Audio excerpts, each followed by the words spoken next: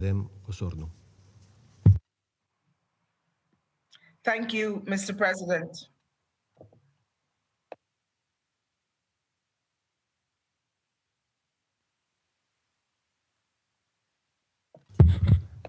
We cannot hear you properly. Can you double check, please? Thank you, Mr. President.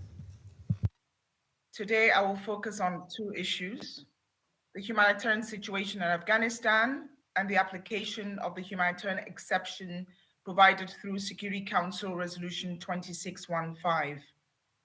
Afghanistan remains one of the world's largest, most complex humanitarian crises. Nearly half the country needs help, driven by insecurity, economic fragility, climate shocks, large-scale population movement, and restrictions that hit women and girls the hardest. You have heard that from my colleague Georgette Gagnon, OIC for the mission. Mr. President, in late February, fighting re-erupted between Afghanistan and Pakistan, displacing over 100,000 people across the eastern and southeastern regions, causing several hundred civilian casualties. Already, struggling families were pushed even closer to the edge. Around 17,000 families in two districts in Nuristan province, who were already on WFP's famine watch list, were cut off from all aid for almost 2 months. Damage to health facilities and schools disrupted services for tens of thousands. While a ceasefire in April has led to a reduction in violence, explosive weapons, contamination continues to pose a deadly threat, especially to children. The conflict has also disrupted critical supply chains, with the continued border closure affecting humanitarian programs, especially food security and nutrition. A reopening of the border is urgently required to keep the response moving. Mr. President, distinguished members of the Council, hunger is growing across Afghanistan. Today, 4.7 million people are at risk of severe food insecurity, what we call IPC Phase 4, which is 50% higher than during the same time last year. Some 3.7 million children are facing acute malnutrition. We continue to receive alarming reports of families forced into desperate choices, including selling daughters simply to survive. At the same time, cross-border returns continue. So far in 2026, 736,000 Afghans have returned, mostly from Pakistan, adding pressure on host communities and cities already struggling to provide basic services. Natural hazards are adding another layer of suffering.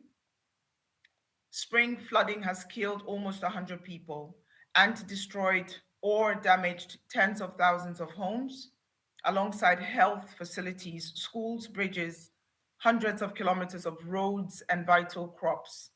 The burden of this crisis is falling especially hard on women.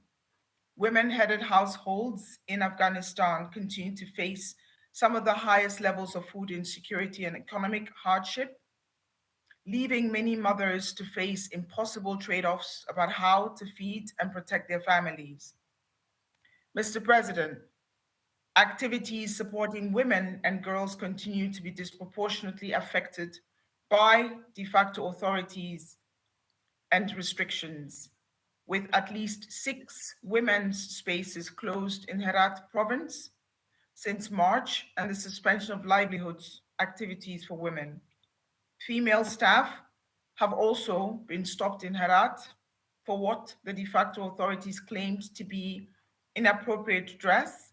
And over the weekend, we have received reports of dozens of women arrested due to alleged non-compliance with existing strict dress codes, including women health workers.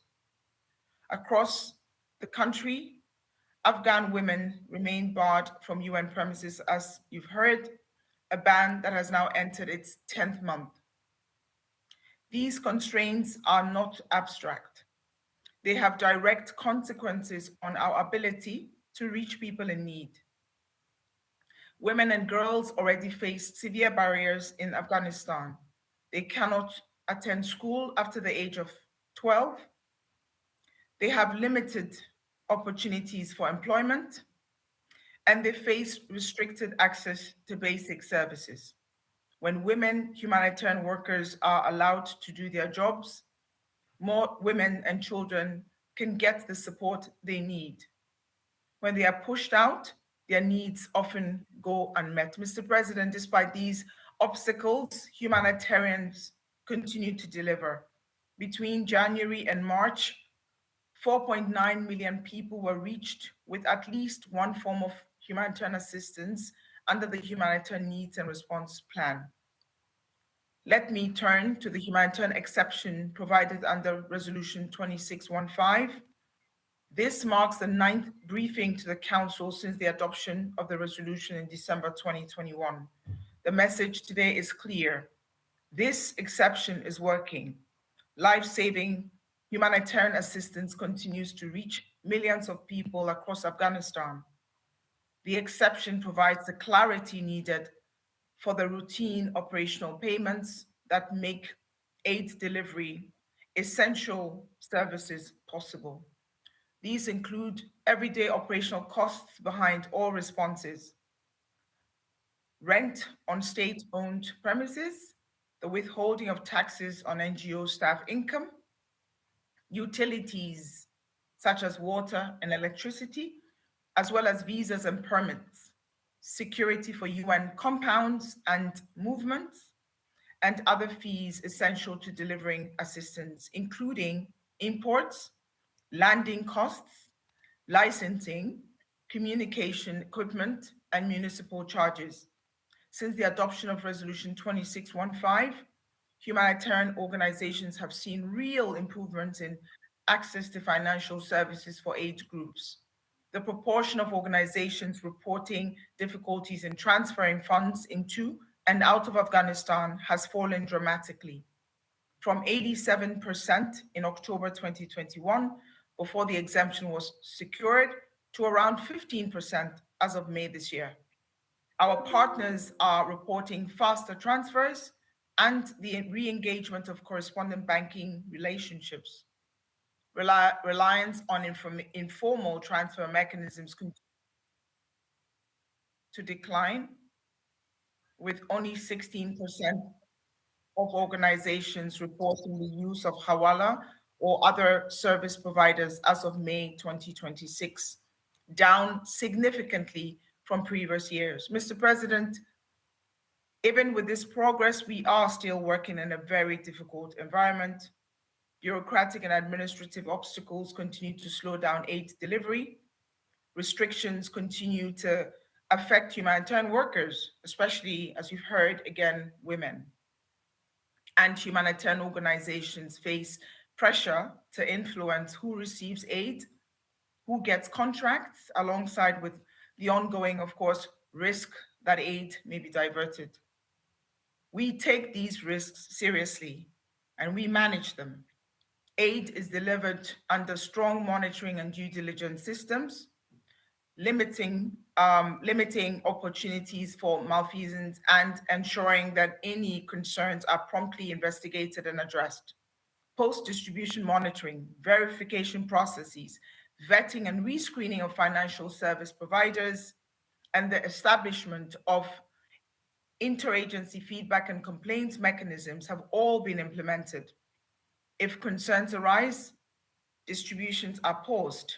Any issues are addressed in consultation with all relevant stakeholders, including local authorities as well as donors.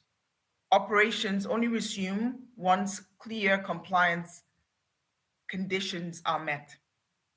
An example of this thorough risk assessment process can be seen in allegations of potential aid diversion in Kunar province, including a cash-related activity.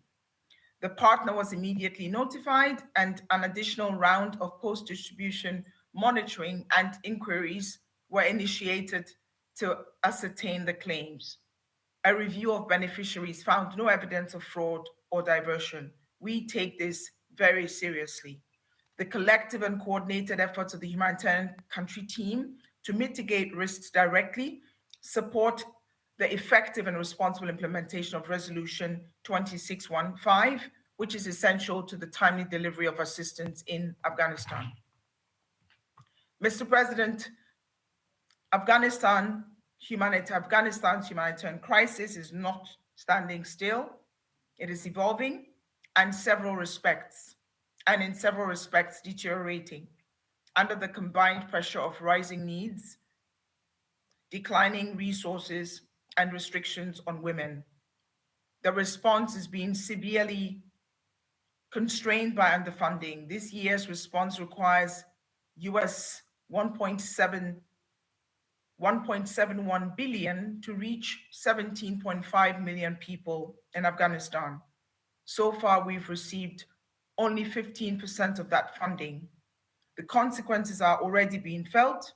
Compared to last year, the reach of the response has fallen by 40%, with 3 million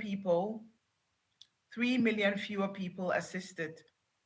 Without urgent funding, WFP warns that famine prevention activities for approximately 1.5 million people in high-risk areas will be cut.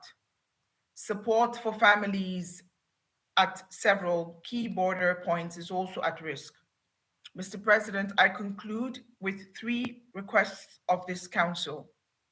First, continue supporting principled humanitarian action in Afghanistan, including through the full implementation of Resolution 2615. Afghan civilians, again, especially women and girls, have suffered enough. They should not face further cuts due to the policies of the de facto authorities. Second, use your influence to press the protection of civilians and civilian infrastructure, and for humanitarians to be able to reach all people in need. Women, humanitarian workers must be able to fully and safely do their jobs, and women and girls must have access to life-saving support. Third and final, urgently step up flexible and predictable funding. Without more support, we'll be forced to cut back even further when people need us the most. I thank you. Agradezco a la señora Wosornu por la información que ha proporcionado. Confiero ahora la palabra a la señora